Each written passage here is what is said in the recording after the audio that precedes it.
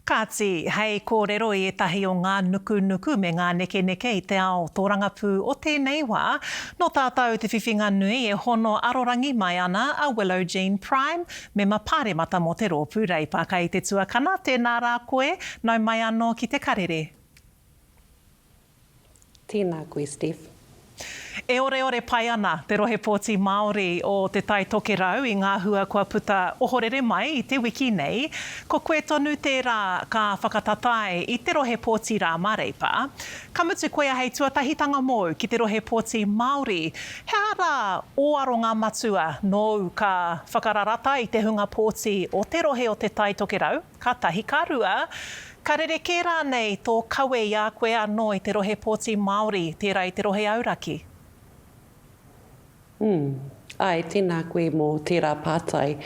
Ko taku tino aronga mō tēnei tauwhiringa pōti tuatahi, te tini i tēnei kāwanatanga, tuarua, e whakatū ana hau i tōku ringa, hei tū hei māngai mō te tai toke rau. Ai, kua whakawhiti au i te tūru auraki ki te tūru Māori.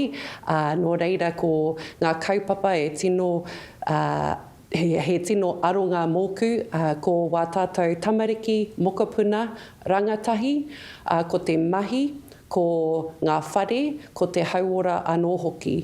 Ko tētahi o ngā kaupapa e mōhio ana hau, he tino taimaha mō wā tātou whānau, ko te nui o te utu mō ngā mea katoa. Nō reira, ko wera ngā aronga o te rōpū reipa, ko ngā aronga hoki mōku mō te tai toke rau. Kāti kia noho tonu tāua ki te āhua o tō aro ki te rohe pōti o te tai toke rau. He nui noa atu te rohe pōti Māori o te tai toke rau i te rohe o Northland i whakatatahia e koe i mua. Me aha e tutuki tonu ai i a koe te whakararata i te iwi mai i te rerenga wairua tai rāno ki te uru o Tāmaki Makaurau. Ai, tika ana he nui rawa atu i te rohe o Northland.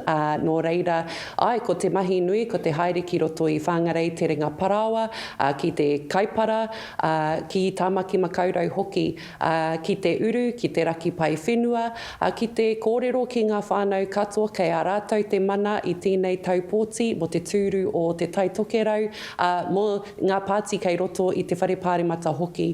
Kei konei ahau ki te whakarongo ki o rātou hiahia, ki o rātou nawe ki tēnei kāwanatanga, me te mahi ngātahi kia hanga he rautaki, kia whakapai ake, kia hāpai ake i ngā whānau. Ara etahi e māharahara ana pea nā te toko maha o ngā kaitono mō te tūru o te tai toke rau. Me te tōtara wāhi ruatanga ka tūpono hua ki te taha mauī o te whare. Ka raru pea te whai o reipa kia turakina te kāwanatanga o te wā. I nā hoki ka iti iho pea te tōpūtanga tūru ki taua taha mauī o te whare ki te toa i a koe te tūru o te tai toke rau.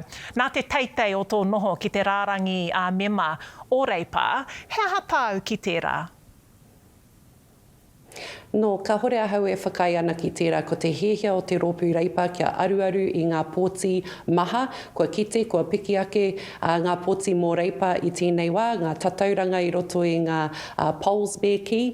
Engari, e ono marama e toi ana no reira, e tino kaha na mātou ki te whaiwhai i ērā pōti, kia tini i tēnei kāwanatanga, kia hoki a reipa hei kāwanatanga ko taku tino hiahia, e hara ko te māngai mo te tai toke rau anake, engari he minita i roto i te kāwanatanga. Kei reira, ka taia e au te mahi, ngā mahi hei painga mo te tai toke rau. E te tuakana ahakoa te hiehia nui. Kia roa tāua e ko rero tonu ana i etahi o ngā take nui o te wā. Kua pau tēnei wāhi kia tāua. Hoi anō rā Willow Jean Prime, me mapare mata no te rōpū reipa kaitono hoki ki te rohe pōti o te tai toke rau. Kua rangatira katoa te karere i tōpiri mai i tēnei haora. Kia ora rau atu koe te tuakana. Kia ora.